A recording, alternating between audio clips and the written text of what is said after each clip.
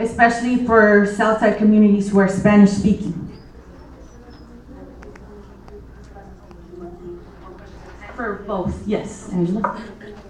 So the question is, how would I assure that these complaints are taken seriously? Pretty much. And in what way? What are your solutions? What are some remedies? What are some tactics that you're going to make sure that people are actually heard or they feel like they're heard? Well, the first thing I would say to you is that I've not been a part of the process as of yet. What I know about the process, I have read. Okay. What I'm anticipating is that when I am a part of the process, that every complaint that is submitted is taken seriously. I have experienced mental illness in family situations and friend situations, and it is heartbreaking, it is traumatic, and I'm not talking about the person who is suffering through the mental illness. I'm talking about the people who are working with that person, trying to provide that person with support and help. So what I can say to you then is that every complaint, submitted will be taken seriously, will be reviewed, will be read, will be questioned. And as much as my colleagues can enlighten me to the process, if there's something that I feel is lacking, that I don't understand, that maybe could in some way assist in a particular way to kind of push forward, or just to clarify, I will make sure that I am asking these questions and pursuing that. That didn't answer my question.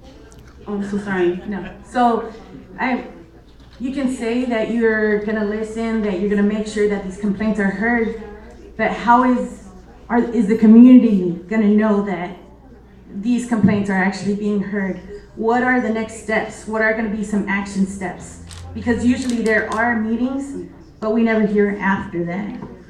And I understand what you're saying. So what I will do is hand the mic over to the executive director, because again, I know of the process, but I've not been a part of the process. So let me give you the person who has been, okay?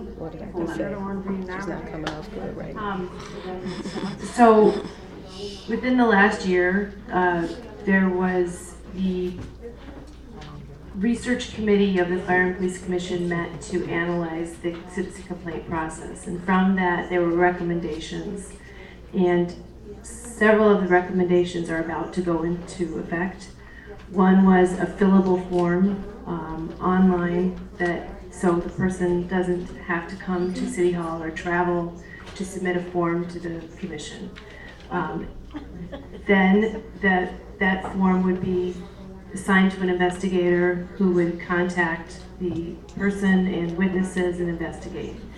Also, we've taken away the notary stamp requirement so that it could be submitted through an electronic signature, and forms in Spanish and Hmong are going to also be put online within the next several weeks. What if for individuals who do not have access to internet? Well, there will still be paper forms. We're removing the notary requirement on the paper forms as well. Paper forms are at our location, and we're re-engaging with our community partners to advise of the fillable form online. So if someone goes to an office or the library, it's online for them, and also the paper copies will be available. Nelson?